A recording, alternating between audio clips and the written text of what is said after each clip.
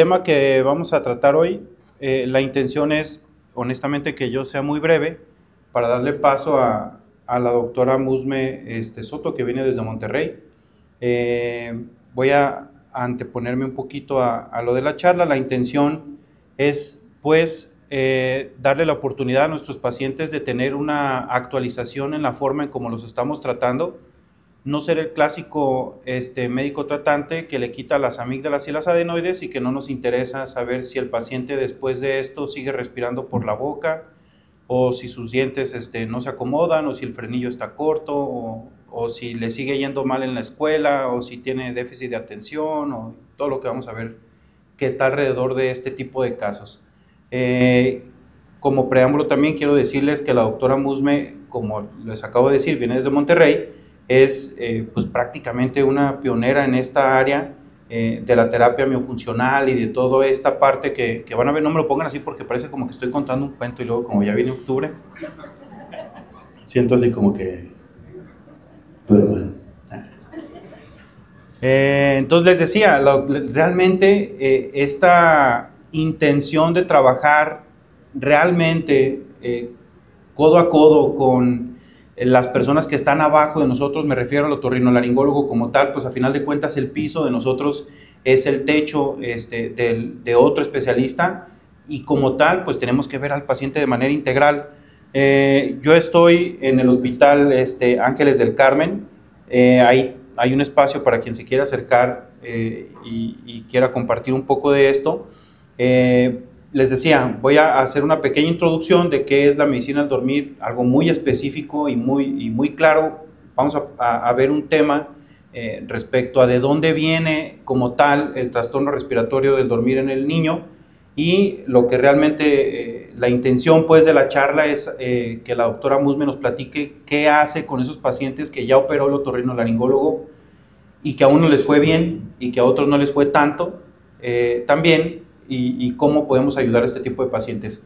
Quiero recordarles pues que el sueño es un estado similar al coma, es rutinario, el cerebro alucina y consume 1/3 del día. ¿Lo estoy haciendo bien o no veo?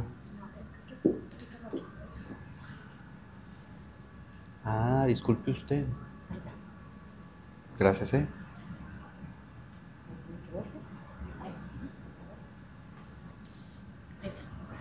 Gracias. Muy amable. Entonces, lo difícil, pues, y luego vamos a los congresos, la doctora Musme no me va a dejar mentir, en esto de la medicina al dormir se topa uno especialistas de diferentes estirpes y sin hacer alarde de algunas otras, nos hacen menos. Si al otorrino lo hacen menos, imagínense al odontólogo, ¿sale?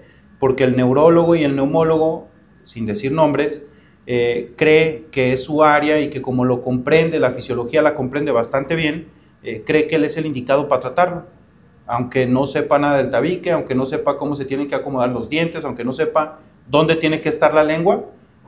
Él es el médico tratante, él es el especialista que hace el estudio y él es el médico tratante, y si no responde bien al tratamiento, pues quizás no lo sepa o quizás sí, pero pues el paciente puede quedar ahí con un tratamiento no acorde a cada especialista. Entonces, nada más para recordarles pues que la vigilia está por un sistema que se llama reticular activador ascendente y que es monoaminérgico. ¿Qué significa esto? Pues que las colonias de neuronas trabajan con un neurotransmisor específico y están diseñados de tal manera que contacten con la corteza cerebral, como lo estamos viendo en la primera parte del lado izquierdo, y de esa manera ustedes ahorita están despiertos. Hay otra parte que se llama de microalertamiento, que no necesita tener un contacto con la corteza cerebral, y que cuando nosotros respiramos en la noche y lo hacemos de una manera inadecuada, pues eso nos microdespierta, nos despierta de una manera que no nos damos cuenta, pero que sí causa una fragmentación y un daño cardiovascular. Y cuando nos vamos a dormir, cuando ya precisamente es de noche y la temperatura baja y el sistema circadiano se da cuenta que tenemos que hacer un cambio en el sistema neuronal para irnos a dormir, pues se estimula precisamente por el GABA y la galanina, y hacen que el núcleo preóptico ventrolateral inhiba este sistema reticular activador ascendente y ahí se inicia el sueño, ¿sale? Así de complejo es. Esa es la parte de neuro que el otorrino y el odontólogo le cuesta un poquito de trabajo entender, y como ustedes lo acaban de ver, pues no es nada complejo, es saber cómo está trabajando nuestro cerebro cuando estamos despiertos y cuando estamos dormidos, y que hay un espacio entre estos dos que se llama microalertamiento, que hace un daño cardiovascular y que fragmenta el sueño. ¿Por qué es importante la forma en cómo dormimos? Pues porque en la parte del sueño REM suceden cosas muy importantes, como la atención, la memoria, lo aprendido, el estado de humor, el ánimo, y por eso nuestros pacientes, vamos a hablar ahorita de niños, por eso nuestros pacientes son hiperactivos, no ponen atención en la escuela, y se los clasifica la familia y los maestros y la sociedad. Es más fácil ponerle un parche en la frente y decirle que tiene déficit de atención y darle metilfenidato, que llevarlo con el otorrino, echarse un round con el odontólogo y estar trabajando día a día con esa personita. Entonces, ¿cómo debe ser la respiración mientras dormimos? Bueno, el doctor Michael Kahaly tiene una plática muy interesante, que si se la piden a Ferlazán, seguramente se las puede proporcionar. La dio no me acuerdo dónde la dio, hace poquito en FESORMEX. No, en la SMOR del año pasado, en la SMOR del año pasado, que fue aquí en Guadalajara, y él puso esta diapositiva. La respiración ahorita es muy sencilla, porque estamos despiertos y el aire entra por nuestra nariz o por nuestra boca, y la mandíbula jala hacia abajo, ayudándonos con la gravedad, y el aire entra perfectamente. Pero cuando estamos acostados, si tenemos alguna obstrucción, algún colapso de la vía aérea, pues va a propiciar precisamente a la vibración, y con el paso del tiempo a las obstrucciones. Pero entonces la respiración debe tener estas dos cualidades. Debe ser la que no causa un esfuerzo lo suficiente para hacer una microfragmentación y que nos ocasione un microdespertar, ¿sale? Entonces debemos de tener esa facilidad para meter el aire y hacer ese cambio de dióxido de carbono por oxígeno, y que a la vez nos permita estar dormidos, que no alerte el sistema que acabamos de ver, del GABA y todo esto. Entonces, él puso esta pequeña diapositiva. Nosotros somos ese círculo azul, o eso, al menos eso espero, en el cual el esfuerzo ventilatorio es mínimo y la ventilación es adecuada, ¿sí? Pero si hay un paciente con un problema respiratorio de cualquier índole, anatómico o fisiológico, como ya nos demostró también el doctor Eckert en sus artículos, entonces el paciente ante el distrés respiratorio va a sufrir. ¿Qué significa? Hasta una misma gripe va a hacer que nos congestionemos de la nariz, pero si tenemos un factor de riesgo para despertar un evento obstructivo, lo vamos a hacer, y eso nos va a hacer que hagamos un esfuerzo más fuerte de lo regular. Ese esfuerzo que va a suceder, pues va a fragmentar el sueño. Nos va a sacar de ese sueño, no nos va a permitir llegar a las fases importantes, y vamos a tener de nueva cuenta toda la clínica. Entonces, todos los que estamos inmiscuidos en la vía aérea superior, tenemos que dar opciones de tratamiento quirúrgico, desde el equipo de presión positiva, que por eso el neumólogo se atreve a decir que esto es un problema de ellos, porque ellos saben de ventilación mecánica, y ahorita, como lo van a ver, no es tan complejo, hasta cirugías de la vía aérea superior, por eso el otorrino está en esto, los dispositivos de avance mandibular, que también el odontólogo sabe manejar de manera exacta, hasta cosas que otros especialistas están haciendo y no saben que impactan sobre esto, como la cirugía bariátrica y los medicamentos actualmente que usan los endocrinólogos. Entonces tenemos tres tipos de pacientes. En el que nos vamos a centrar ahorita, pues es el paciente pediátrico, y esto es lo complejo de la parte de fisiología, de llevarla precisamente a los estudios. Están viendo un apnea link, que es el estudio más básico, que estamos viendo en esa diapositiva, y lo único que tenemos que saber es precisamente una onda sinusoidal. No estamos viendo otra cosa más que una frecuencia y una amplitud de onda. Así de complejo es la medicina del dormir, ¿sale? En la primera línea está el flujo, el ronquido, la banda del pecho, la frecuencia cardíaca y el oxígeno, y lo único que estamos viendo es que entre el aire y aumente el volumen del tórax, y que salga el aire y disminuya el volumen del tórax, ¿sale? Esas dos primeras líneas, perdón, la de arriba y la del medio, eso es lo que nos está diciendo. Y los de abajo, bueno, si hay una obstrucción o un colapso de la vía aérea y baja el oxígeno, pues el sistema nervioso central se da cuenta porque está acumulando dióxido de carbono y nos va a propiciar que en el núcleo dorsal de la respiración hagamos un suspiro, una inspiración, y eso lo va a captar la máquina. Pero también libera un montón de quimiotácticos y entre ellos la adrenalina que va a elevar la frecuencia cardíaca. Entonces, eso es lo difícil de eso es la parte de neumología que necesitamos saber. No necesitamos saber ni espirometrías, ni gasometrías. Bueno, es muy sencillo, es una onda de flujo. Ahí está la clasificación. Ahí sabemos cómo entra y sale el aire en el 1, cómo le cuesta trabajo meter el aire y sacar el aire en el 2, y cómo empieza a hacer una hipopnea si esta dura más de 10 segundos, y cómo hace una pausa en la respiración. Y la máquina nos va ayudando, nos va a ir diciendo si desatura el paciente y se eleva la frecuencia cardíaca. De esa manera podemos hacer un diagnóstico. El motivo de consulta, pues como en todas las patologías, es súper importante. Si el paciente, en este caso, como es pediátrico, pues si toma posiciones extrañas para dormir, si extiende el cuello, si levanta las pompas cuando se va a dormir, si está brinque y brinque toda la noche por toda la cama, si ronca. Vaya, la invitación, pues, en específico para el otorrinolaringólogo, es que la apnea obstructiva del sueño, aunque su incidencia en general es baja, es del 1 al 4%, pues con el paso del tiempo, por la evolución, va a ser más frecuente, porque nuestras mandíbulas, como ahorita lo vamos a ver con la doctora Musme, la tendencia es a tenerlas más pequeñas. Ese es el beneficio de la evolución o el problema de la evolución, depende cómo los veamos. Entonces, la invitación para nosotros los otorrinos es que no todos los pacientes con amígdalas y adenoides grandes tienen apnea del sueño. Hay pacientes que no tienen las amígdalas grandes y que no tienen las adenoides grandes y respiran mal por la nariz, y esos pacientes son los que no se nos deben de escapar, son los que nos tenemos que apoyar con el odontólogo, ortodoncista, prostodoncista, yo no sé, hay un montón de especialistas ahí, pero esa es precisamente la idea, porque aunque nos sepamos que somos buenos para quitar las amígdalas y las adenoides, vamos a dejar un montón de pacientes que no se los vamos a quitar. El 25% es un montón.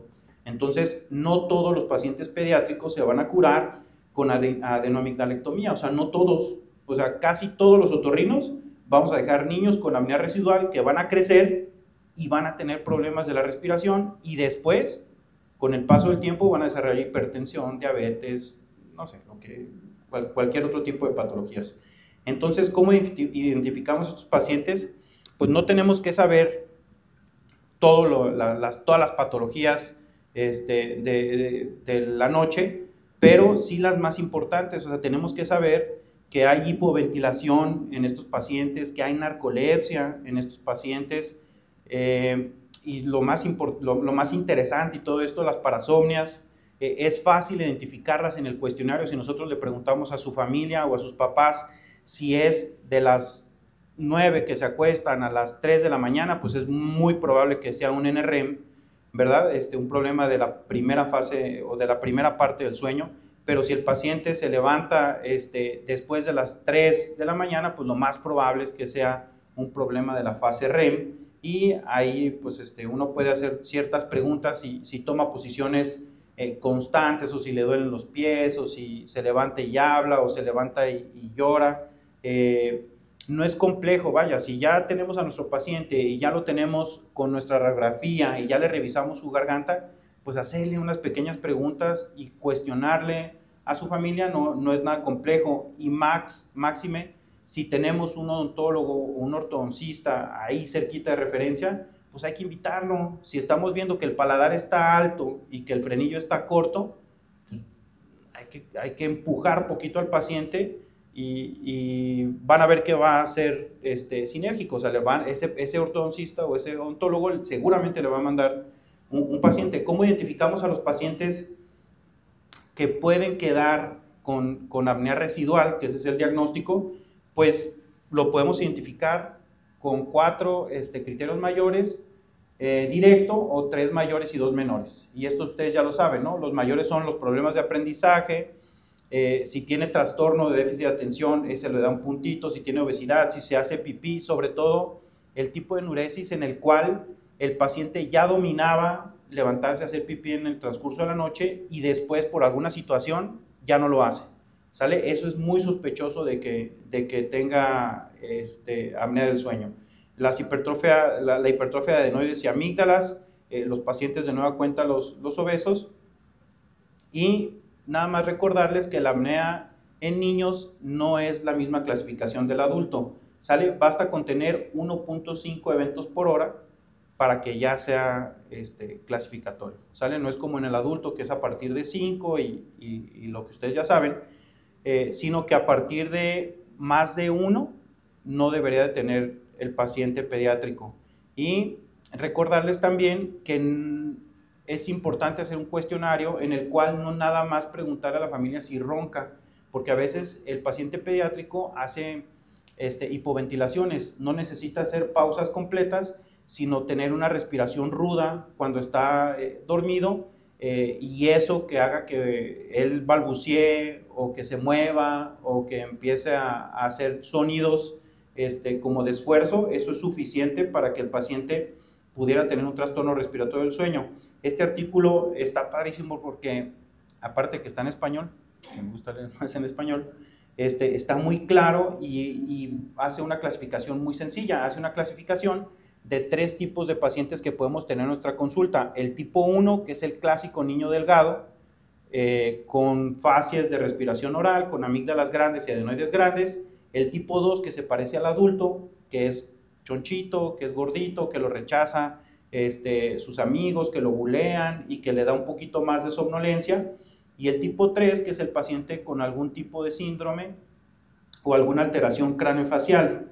El que tiene más posibilidades de fracasar ante nuestra cirugía de adenoamigdalectomía, pues es un poquito el tipo 2 y un poquito el tipo 3. Entonces, dejemos de quitarle las adenoides y las amígdalas a este tipo de pacientes. Si ya sabemos que la posibilidad del fracaso de nuestra cirugía es alta en este tipo de pacientes, hay que mandarlo al especialista que está abajo de nosotros, que es el odontólogo. Hay que hacerle un estudio del sueño para saber qué diagnóstico tiene, si no está mezclado con piernas inquietas, si no tiene narcolepsia, si no tiene déficit de atención realmente, y poder darle una clasificación inicial o un diagnóstico inicial para poderlo seguir con el paso del tiempo. Y aunque esta no es la charla y no vamos a hablar de ello, pues este tipo de pacientes es muy probablemente que necesiten una endoscopia del sueño, sobre todo si fracasan, ¿va? Entonces, ese es otro tipo de pacientes que podemos tener en nuestra consulta. Si tenemos el paciente tipo 1, que ya le operaron las amígdalas y las adenoides, pues es muy probable que ese paciente necesite un estudio del sueño, y que si pensamos en resolverlo de manera quirúrgica, que es la intención precisamente, pues necesitemos una endoscopia del sueño, ¿sí? ¿Qué tipo de estudio se tiene que hacer en estos pacientes? Si son menores de 3 años, pues definitivamente tiene que irse a polisomnografía con capnografía. Esto es, pues nada más es medir el dióxido de carbono, porque como les comento, el paciente pediátrico no hace las pausas respiratorias del adulto, sino que hace una respiración ruda, y eso a veces es suficiente. Como el sistema neuronal está inmaduro, es suficiente para hacer un microalertamiento y estar causando fragmentación. La polisomnografía como tal, pues está casi indicado en el paciente tipo 1, ese paciente que les comento, que se operó de adenoamigdalectomía pero no se resolvió, en el paciente tipo 2, que se parece al adulto, que es chonchito, y en el tipo 3, que es el paciente con alteraciones craneofaciales. ¿Cuál es el paciente que yo le puedo hacer un estudio poligráfico respiratorio? Está bien indicado ahí, son los pacientes que son mayores de 3 años, se puede hacer una poligrafía normal, tipo 1, o sea, el paciente que no tiene ninguna comorbilidad. Y me voy a acelerar un poquito, Yo sé que apenas se ve, pero eso es, esta tablita es lo que acabamos de ver, ¿sale? Ahí nos dice, es en el artículo, me voy a regresar para seguir, de este artículo, ¿sale? Ahí viene todo lo que acabamos de platicar y todo lo que acabamos de ver, se resume precisamente en la tabla y nos va llevando de la mano. Al final de cuentas es un algoritmo, nos dice la posibilidad de que nuestro paciente tenga una clasificación tipo 1, tipo 2 o tipo 3, como es hasta abajo, y nos va diciendo si yo le puedo hacer una poligrafía respiratoria, si me sale menos de 5 eventos, qué es lo que tengo que hacer, cuándo tengo que operar a mi paciente. Si mi paciente era un tipo 1 y fracasé con la adenoamigdalectomía, pues lo tengo que mandar a polisomnografía y muy probablemente necesite una endoscopia del sueño si es que yo lo quiero resolver de manera quirúrgica. ¿Sí? ¿Cuándo tengo que buscar a mi odontólogo? Pues hay 3 casos para el otorrino. En el paciente pediátrico, como lo estamos platicando, no cuesta nada, independientemente de que si yo crea o no que el paciente va a seguir respirando por la boca después de mi procedimiento quirúrgico, pues es una consulta de valoración, es muy sencillo. Sale, ya que el odontólogo, pues bajo su criterio, decida si le va a poner aparatitos o si le va a hacer, no sé, ahorita nos va a platicar la doctora Musme. En el paciente adulto, el dispositivo de avance mandibular, y si queremos resolverlo de manera quirúrgica, pues apoyarnos con el maxilofacial. Ya casi termino, no quería dejar esta oportunidad para decirles, a partir de 3 años, la indicación es tomar una tomografía. Yo sé que en la mayoría de nuestras escuelas nos dicen que basta con que le preguntemos que si el paciente se está enfermando muchas veces y si ronca y le toma una radiografía y le ve los adenoides grandes, lo haga, tómenle tomografía a sus pacientes. Se sorprenderían porque luego a veces uno cree que el paciente no va a aguantar 5 minutos en el tomógrafo. Se sorprenderían la mayoría de pacientes pediátricos si uno les platica qué es lo que le van a hacer, lo acepta y se mete a hacer el estudio. Y sobre todo, pues la dinámica actual de verlo de manera digital, pues nos da la oportunidad de ver realmente si tiene adenoides grandes o no. La punta de la lengua tiene que estar precisamente en la papila incisal ahí. Si no la tenemos ahí, pues vamos a tener todos los problemas que la doctora Musme nos va a platicar ahora. Traten de usar el microvibrador para las adenoides. Yo sé que sangra más, pero la recurrencia, sobre todo en pacientes poco amplios de su maxila, y los pacientes que no le encontramos el sitio anatómico de obstrucción, me refiero que el paciente que tú lo ves en la consulta y tiene las amígdalas grado 1 y trae mucha alergia y no te queda tan claro si el tabique está chueco, pídanle tomografía, se van a dar cuenta que las adenoides es el factor más importante para poder resolver este tipo de casos, y pues mandar precisamente a nuestros pacientes con el odontólogo, con el ortodoncista, para que nos puedan ayudar. Adelante, doctora. Muchas gracias.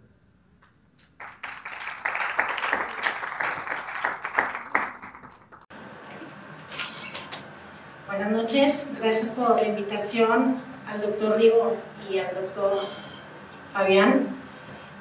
Bueno, me presento con ustedes. Soy la doctora Musme Soto, soy ortodoncista y ortopedista maxilar. Tengo 17 años trabajando con terapia miofuncional. Tengo alrededor de 12 años de estar trabajando con apnea obstructiva de sueño, tanto en adultos como en niños. El cuerpo súper sabio hace la succión que se necesita, al mismo tiempo tiene su deglución, hace un adelantamiento de la mandíbula para adelante, hace la succión de los labios. Entonces todo esto me va a poder estimular una muy buena respiración y un buen crecimiento cráneo máxilo-mandibular. ¿Ok? Entonces esta foto me gusta mucho porque ustedes son expertos en esta parte, la respiración nasal, y la verdad es que yo no doy un paso sin mi otorrino. Yo estoy asociada con un otorrino de sueño y hacemos un 1-2.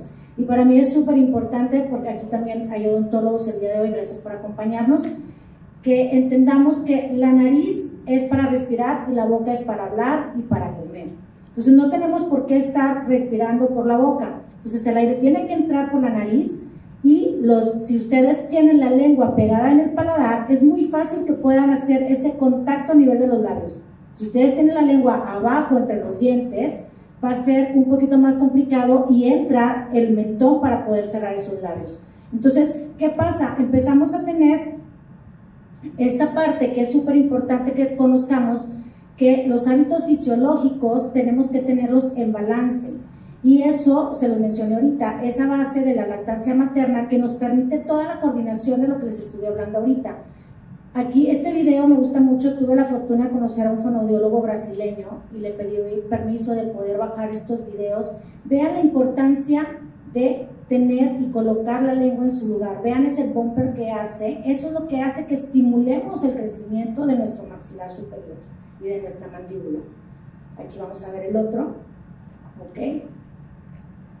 Entonces vean la importancia de que podamos tener una buena respiración nasal. Si yo tengo obstruida mi nariz, no puedo lograr eso. Y desde el día 1 empezamos a tener problemas en el crecimiento y desarrollo de nuestros maxilares.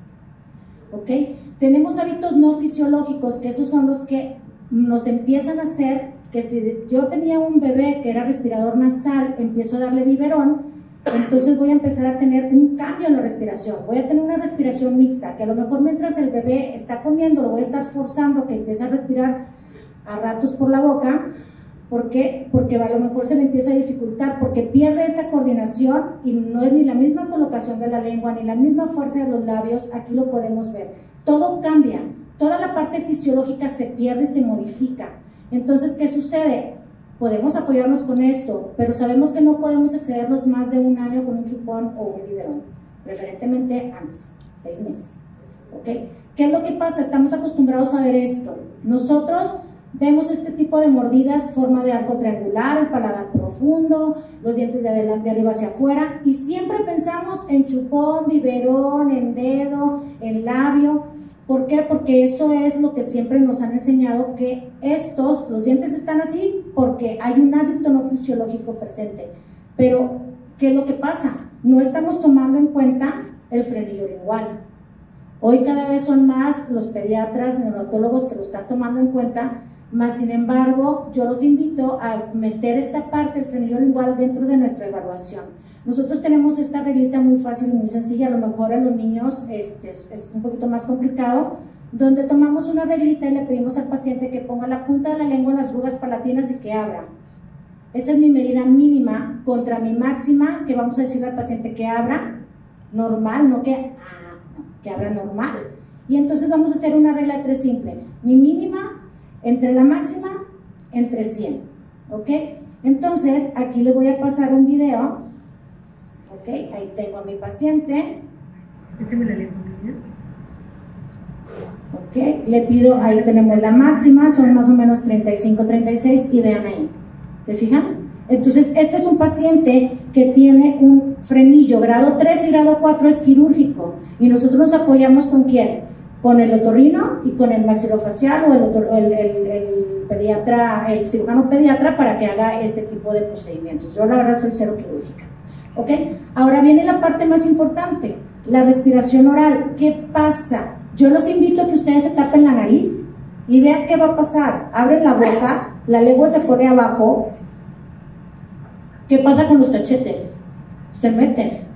¿Por qué mis maxilares no crecen? Porque todo el tiempo los buccinadores están comprimiendo mis maxilares. ¿Qué pasa con mis dientes de enfrente? La lengua tragas y se avienta para adelante. Entonces yo necesito... Por eso los dentistas nos metimos en esta parte. Yo necesito que mi paciente respire correctamente por la nariz. ¿Por qué? Porque todos los tratamientos que yo haga no van a ser al 100% eficaces. Voy a tener recidivas, voy a tener algunos movimientos, no voy a poder, tener arcos estables y vamos a otra vez a tener problemas de dientes chuecos. ¿Ok?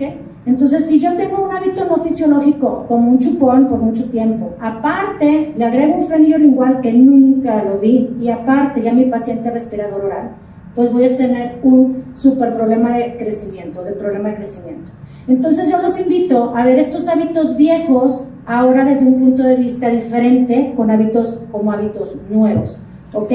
Entonces, ¿por qué? Porque mi frenillo lingual y mi respiración oral me dan exactamente las mismas características clínicas en mis pacientes.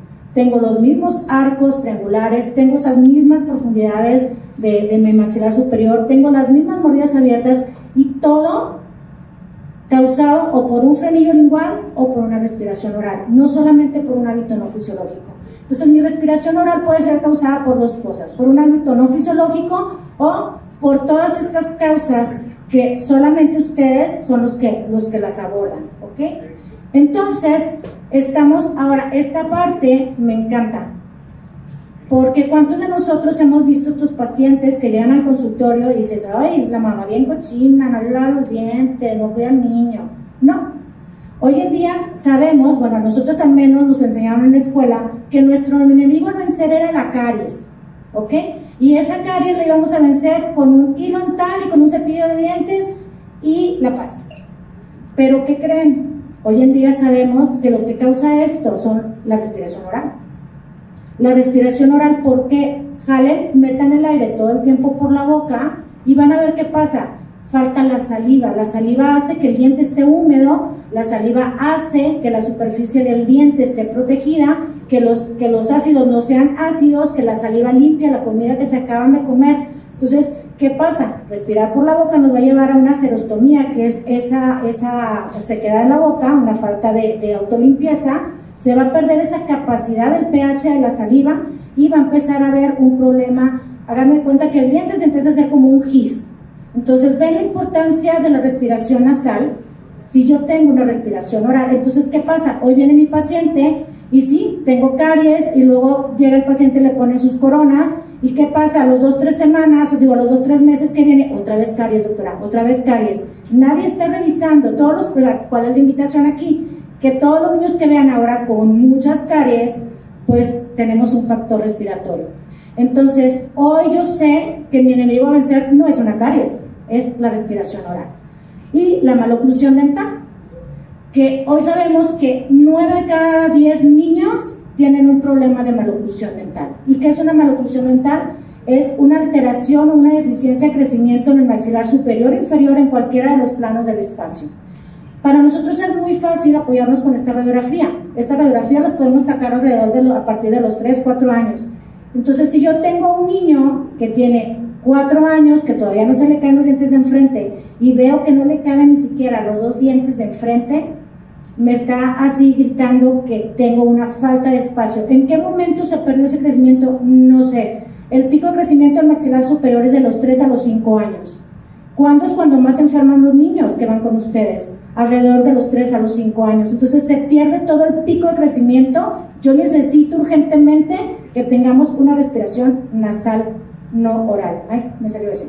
Bueno, entonces, si los dientes están chuecos o con falta de espacio, es que algo está mal. ¿Qué está mal? Mi respiración, mi deglución, mi masticación, mi postura del cuerpo, o está presente algún hábito. Entonces, estas son las manifestaciones orales que siempre estamos buscando.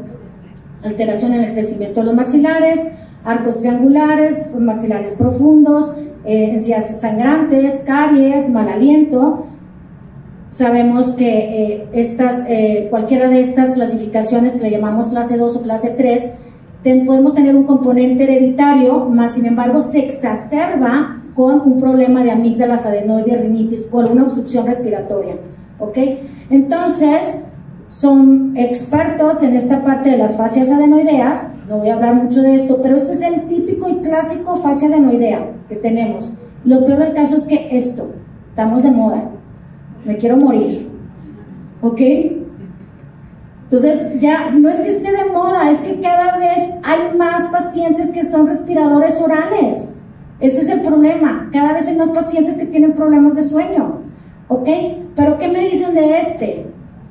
El paciente que tiene la mandíbula hacia adelante, no tiene la mandíbula hacia adelante, tiene una falta de crecimiento del tercio medio de la cara, porque se afectó ese crecimiento. ¿Por qué? Porque cuando estaba en pico de crecimiento en maxilar superior teníamos un problema de obstrucción respiratoria, no sé de cuál, pero la teníamos. Entonces este chiquitín a los 4 años, vean cómo está, o sea, sabemos que los bebés nacen con la mandíbula para atrás. Yo tengo bebés que me están llegando de 2 años con estas características. ¿Por qué? ¿Dónde están los otorrinos? Decimos los dentistas. ¿O no? Ok, entonces, también hoy en día sabemos que los niños que llegan a edades tempranas, entre los 3-5 años, con estas desviaciones de tabique, ¿qué hacemos? Como dice el doctor Rigo, mandamos tomar combi, o sea, una tomografía. ¿Por qué? Porque necesitamos evaluar en realidad si está afectado, hasta dónde está afectado, y para poder comunicarnos con nuestro otorrino. Aquí está otra vez, el combi.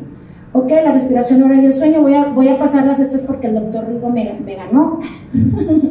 Pero lo que más quiero yo que observemos es esto. ¿Ustedes creen que esos niños son felices? Estos niños están gritando, ayúdame. Vean esas caras. Estos niños, en verdad, son los niños que los dices que no venga al consultorio. Son niños hiperactivos, llorones, poco tolerantes, cero control de emociones. ¿Ok? Aquí lo mencionó también el doctor Rigo, es importante saber que tenemos 4 etapas de sueño y en los niños estos ciclos se repiten alrededor de 6, a veces 10 veces, dependiendo de la edad del paciente.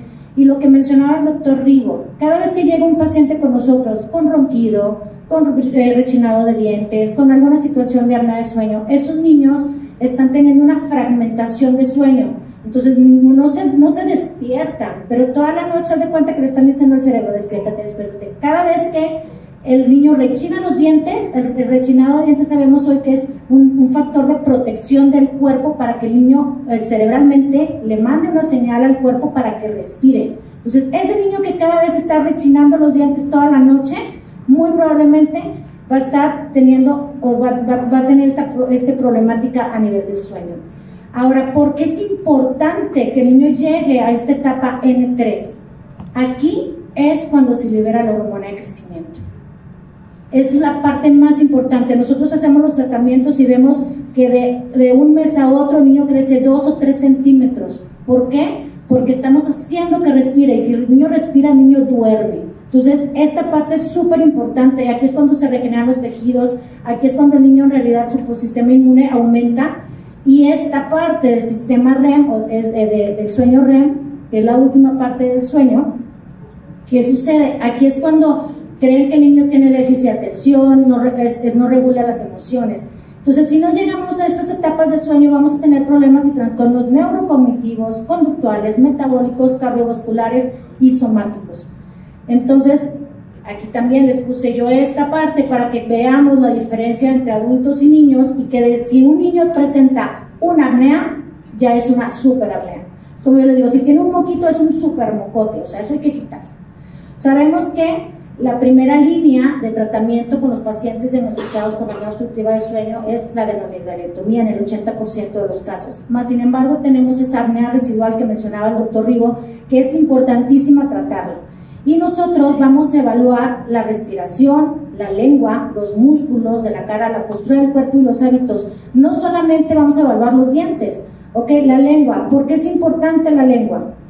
Porque, lo voy a poner aquí, la lengua se afecta, o lo podemos ver por decir, nosotros aquí a nivel dental, está todo el tiempo la niña con la lengua entre los dientes. Yo pongo unos brackets ahí, yo pongo un aparato ahí, y si yo no reduzco mi lengua, se van a regresar los dientes. Pero ese no es el problema. Mi problema en realidad viene desde donde tienes un hábito no funcional, o es en realidad un problema respiratorio. Ahí quitamos el hábito de la lengua, apoyamos al niño con la parte de la rinitis, con inmunoterapia, y se soluciona el problema sin los brackets. ¿Ok? Sabemos que cuando un paciente es respirador oral, también vamos a tener otitis por repetición, y tiene una selectividad alimenticia tremenda. Los niños que son respiradores orales, los niños, es bien chiflado, no quiere comer nada. No, en realidad está comprobado científicamente que se pierde de un 30 a un 40% esta parte de la sensibilidad. Se hacen hiperactivos, entonces digo hipersensibles, entonces todo les da asco, nada les gusta, y trabajar con ellos es muy complicado para poder abordarlos, para poderle colocar la aparatología, la alteración en el habla. Yo los invito a que hagan la mandíbula para adelante y traten de mencionar la R. Los niños tienen años yendo a terapia de lenguaje, y nadie volteó a ver cómo tenía su maxilar, su mandíbula hacia adelante. Entonces, si nosotros no estimulamos el crecimiento, no vamos tampoco a poder ayudar a esta parte del habla. Me voy a pasar un poquito. Ahora, puede ser que les lleguen estos pacientes ahí a sus consultorios. Yo siempre les digo, odio estos aparatos, no los soporto. Son trampas linguales que se pone cuando el niño cecea, habla con la S, está así, o escupe mucho, ¿ok?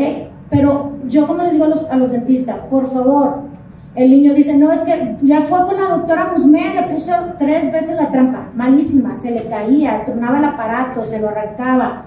Claro, ¿quién está revisando esto? Métanles una amígdala grado 4, una rinitis alérgica y una trampa lingual, por favor. El niño se la va a arrancar porque el niño quiere sobrevivir. ¿Estamos de acuerdo? Y lo mismo pasa con esto. ¿Por qué? Yo esas trampas no me gustan, aparte de que en realidad limita la posición y la función y la localización de la lengua. Y por decir, a mí me da mucha risa, porque si no ponen la de arriba, ponen unos piquitos abajo. Pero si supiéramos un poquito más de ciertas cosas, sabemos que la letra S, cuando dicen la S, la lengua se va para abajo. Entonces, ¿cuándo va a poder rehabilitar el fonoaudiólogo o el foniatra la S? Nunca. Entonces, hay que ser muy selectivos en el tipo de aparatología. Y la postura. Esto me encanta, hasta los maniquís, buenísimos. Y estos, los gamers. La oreja debe de caer a nivel del hombro, ¿ok? El paciente que es clase 2, que tiene la mandíbula para atrás, va a tener una postura hacia adelante para poder respirar, ¿ok? Si nosotros trabajamos con la parte de la nariz despejada, o sea, que estemos con la parte respiratoria desobstruida, de esta foto a esta foto son 6 meses. ¿Ok? Si yo no trabajo con este paciente en la noche va a seguir con su mandíbula para atrás y más para atrás. Entonces, este niño va a crecer o se va a quedar limitado con su mandíbula y lo estamos condenando a apnea obstructiva de sueño, a una cirugía mandibular. ¿Ok? Pero, ¿qué pasa con este paciente clase 3? El paciente clase 3 está al revés, está así. Porque si ustedes hacen para adelante su mandíbula y háganse para adelante, no van a poder respirar. El paciente necesita estar para poder abrir la vía aérea y respirar. Entonces, es importante también valorar la postura del paciente para saber qué tanta mejoría. De la primera foto a la segunda son 4 meses. ¿Ok? Entonces, el abordaje en los niños tiene que ser multidisciplinario. Nosotros no hacemos magia, no trabajamos solos, siempre estamos acompañados. Yo siempre digo, el brazo derecho es mi otorrino y el izquierdo es un alergólogo, si no mis pacientes no avanzan.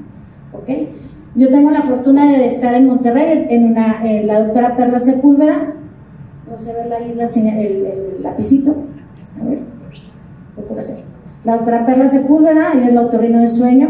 El doctor Rodolfo Lugo es mi mentor. El doctor Carlos O'Connor es un otorrino el que tiene mayor cantidad de publicaciones realizadas de terapia funcional dirigida a apnea obstructiva de sueño. Y bueno, mi equipo de trabajo. Para nosotros es bien importante los 8 focos rojos. Esto es lo que yo evalúo en mis pacientes cuando llegan. Tiene obstrucción nasal, ok. Respiran por el día, ¿cómo? Con la boca abierta, con la boca cerrada. En la noche, ¿cómo respira? ¿Hace ruidos? ¿No hace ruidos? ¿Ronca? ¿No ronca? ¿Tiene caries? ¿Cómo está su maloclusión? ¿Tiene bruxismo?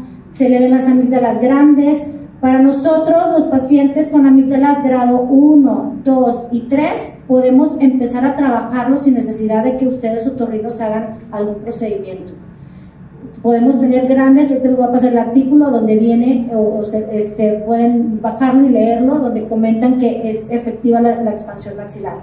Entonces, también realizamos este cuestionario de sueño pediátrico, que es uno corto, este es el corto, el largo es otro. Y la parte más importante con la que empezamos, la permeabilidad nasal. Yo lo que hago es que le doy a mi niño un poquito de agua, un vasito con un poquitito de agüita, unas gotitas, y que me aguante con la boca cerrada de 3 a 5 minutos. Si el niño no me aguanta los 3 minutos, yo no puedo hacer nada, porque tiene una obstrucción respiratoria real que no voy a poder empezar a trabajar con él.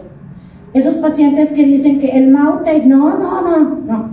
El mouth tape, voy en contra de ellos si no realizamos primero una valoración real de que está despejada mi vía aérea superior.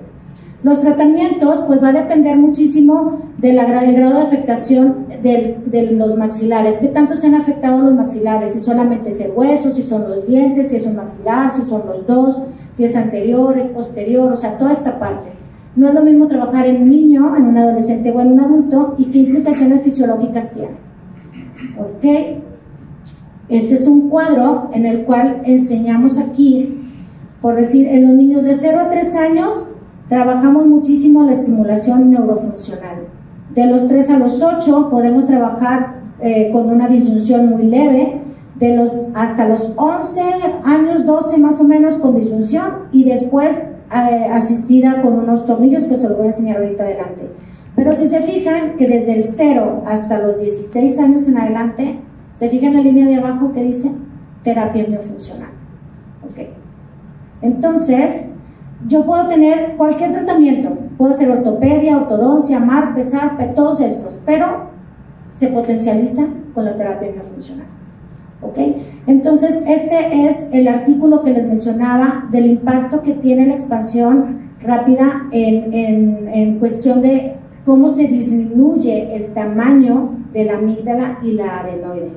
Mencionan que de primera instancia se disminuye la adenoide un 16.8 y la amígdala 38.5 y que al año se observa hasta un 51 y un 75%. Esto es lo que estamos haciendo nosotros. Ay, voy a salir de aquí. Sale. Ahí está. Ok. Colocamos, hacemos como un mano cadena con los bloques de acrílico laterales y empezamos a activar, ese es un tornillo, una mariposa, y si se fijan se va abriendo un huequito en medio. Lo que estamos haciendo es estimular el crecimiento del maxilar transversalmente para que podamos recuperar lo que se ha perdido de ese crecimiento. Ahora, muchas veces es muchísima la pérdida de crecimiento que tenemos, que yo tengo pacientes que he hecho hasta 5 expansiones. ¿Okay? Yo como les digo, tú tienes 3 años deformándote, yo no hago magia en un mes. Este espacio que ven aquí lo abrimos en 15 días. En 15 días el paciente tiene cambios súper importantes o un impacto muy grande a nivel de la vía aérea superior. Estos son los beneficios que logramos con la expansión maxilar. Mejora la respiración, se amplía la vía aérea superior, disminuye la resistencia nasal, disminuye el riesgo de apnea. ¿Ok? Y esto es lo que buscamos. Si se fijan en la primera foto, acá, así empezamos, se busca que se abra ese espacio nos está indicando que en realidad la expansión está siendo efectiva, y de esta foto a esta ha pasado 1 año y medio. Entonces, si se fijan, si nosotros corregimos el problema de raíz, los hacemos que respiren correctamente, que coloquen la lengua en su lugar, quitamos la fuerza mal intencionada de los buccinadores, del mentón, de la lengua, podemos hacer que ellos crezcan correctamente.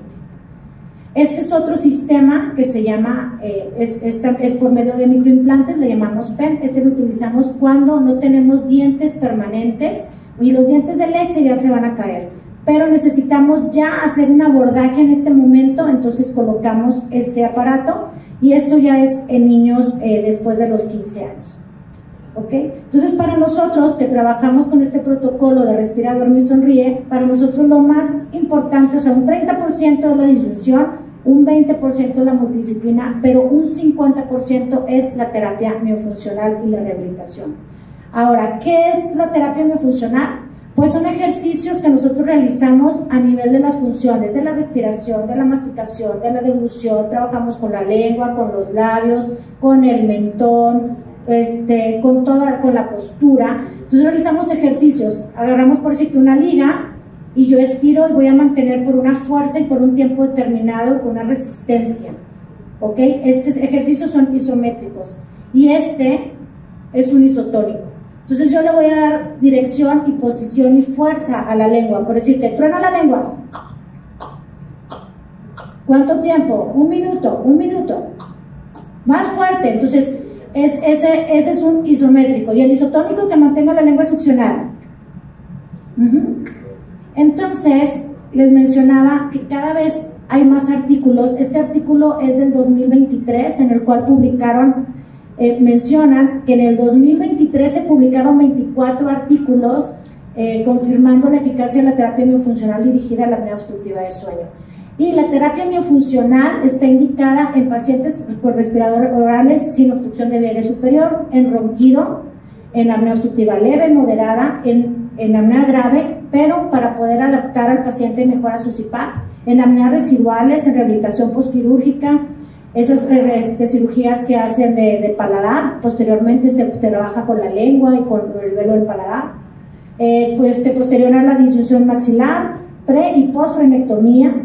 ¿Y por qué? Porque se sabe que si tú realizas una frenectomía sin haber trabajado 2 meses antes con terapia miofuncional, agravas la apnea obstructiva de sueño. ¿Ok?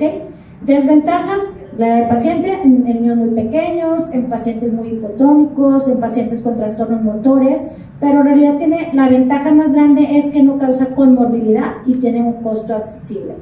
El doctor O'Connor diseñó esta aplicación, si la quieren bajar vale 150 pesos, no tengo conflictos de interés, pero es una forma en la cual ustedes pueden empezar a introducirse en esta parte de la terapia miofuncional.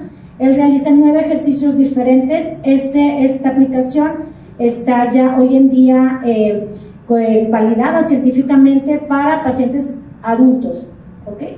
Entonces, esta es una paciente que le hicieron una adenoamigdaletomía, me la manda el otorrino, 3 meses después dice, ya no ronca, pero todo el tiempo está con la boca abierta, todo el tiempo.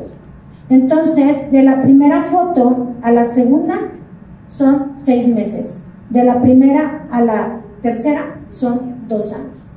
Entonces, si nosotros identificamos con qué tenemos que trabajar, ustedes realizan ese procedimiento, pero si queda algún tipo de apnea residual, nosotros podemos colaborar por medio de expansiones, estimulando el crecimiento de la mandíbula, de los maxilares, rehabilitando esta parte funcional. Aquí podemos ver una de las modificaciones que hizo la doctora Alma Luna en el aparato, es colocar el tornillo abajo y adelante para que desde el día 1 empecemos a rehabilitar la función de la lengua en su lugar. Entonces el paciente viene, se coloca el aparato y se le dice dónde tiene que empezar a colocar la lengua, cómo tiene que juntar sus dientes, cómo tiene que juntar sus labios. ¿Ok? Aquí está Gio. Ella es una niña que tiene 12 milímetros para atrás la mandíbula. Vean cómo se ve el mentón. Vean cómo está desbalanceada los lentes, la hipertonía del mentón, metelabio. ¿Okay? De la primera foto a la segunda ha pasado 1 año y medio. Pero vean aquí cómo la mandíbula se fue estimulando el crecimiento naturalmente, poco a poco. Los niños tenemos esa fortuna, podemos darle esa oportunidad de ayudarlos a crecer correctamente. Y dejé de ver a Gio y vean cómo regresa Gio después de la pandemia. ¿Por qué regresaron los dientes en su lugar? Porque está todo así como bonito, todo ordenado, hasta espacios tengo. Porque ella aprendió a respirar correctamente, tiene su nariz despejada, todos los días en la noche se hace su lavado nasal. Le digo, te metes a bañar con tu bote. No voy a decir marcas porque le use cualquiera. Pero se lava la nariz bañándose y si le sabe feo o no le gusta, ahí mismo en el baño te lavas los dientes. O sea, el lavado de nariz es como el lavado de los dientes. Si no, mi tratamiento no va a avanzar.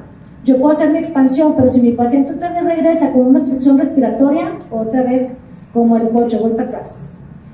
Aquí está, terapia miofuncional, 12 milímetros para atrás. Esta paciente la vimos en telemedicina, ahora en la pandemia.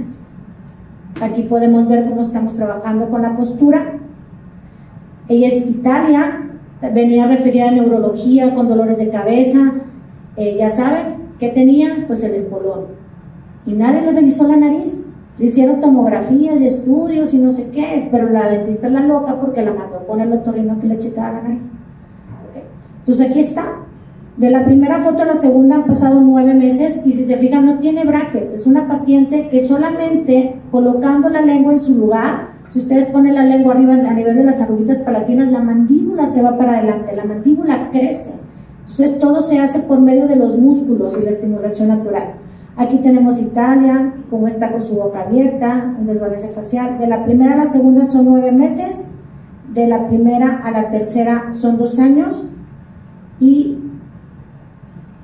ahí está, pospandemia. Este es un seguimiento de 12 años esta paciente. ¿Ok? Aquí pueden ver, vean aquí, le decían mate, la de Cars, la grúa. Ahí está. Vean, yo no, los niños decían que le traumaban. Entonces vean aquí Italia que se mantiene. ¿Por qué? Porque aprendió a respirar por su nariz, porque se mantuvo. Vean aquí esta hipertonía de estos músculos. Si no viéramos, vean los dientes cómo se fueron alineando sin necesidad de brackets. Por eso es que los dentistas nos metimos aquí. Y este es un caso que fuimos a presentar a San Francisco, nos invitaron en la World Federation, Sleep Association, algo así, no me acuerdo bien cómo se llamaba. Pero bueno, nos invitaron a presentar, nosotros fuimos a representar a México, el grupo de Respirador Me Sonríe, y presentamos este caso de JP, en el cual teníamos todos los 8 focos rojos. Vemos aquí cómo están las amígdalas grado 3. Vean lo que les dije, tiene muchísimas caries, mucha placa dentobacteriana, encía inflamada. Y este era un niño, bueno, era porque ya no está así, pero es un niño que estaba tratado por neurólogo, por un urólogo porque se hacía pipí, porque tenía convulsiones. Entonces hicimos este estudio de sueño inicial y la mayor cantidad de tiempo o problema que tenía era en el REM. ¿Se acuerdan cuál era el REM? El último. No llegaba a esas etapas de sueño. Esto es lo que logramos con el expansor. De la primera foto a la segunda son 3 meses. Los niños, de verdad, que si los atacamos a edades tempranas podemos lograr grandes cambios. De la segunda foto son 5 meses, se le hizo la disyunción, control de alergia, rehabilitación no funcional, respiración nasal y sellado labial. Esta es la segunda poligrafía que le hicimos a los 5 meses. Y ya vemos aquí que se descarta hipoxemia y la hipoventilación durante el sueño. Y mejoró, ya no tenemos tantos problemas, son de 22 bajó a 14 en REM. Y seguimos trabajando y esta es la última que se hizo, que de la primera a esta pasó 1 año y vean aquí, apneas, hipopneas 0 y vean las amígdalas. El grado 3 se fue. Y bueno, este Chuy yo lo sigo viendo, yo a él lo veo en telemedicina, él está en Pachuca y seguimos trabajando con él, pero ya hoy en día ya no toma medicamentos para la epilepsia. ¿Ok? Y bueno, si la función forma, la disfunción deforma, y nuestro compromiso es, pues, sin prevención o intervención no hay corrección. Y mi amigo ChatGPT, aquí le puse, ponme 2 gemelos idénticos de 3 años, que sean un niño y que uno sea respirador nasal y uno respirador oral. Dije, ahora ponme el mismo niño a los 6 años. Ahora ponme el mismo niño a los 15 años. ¿Ok? Y bueno, pues muchas gracias.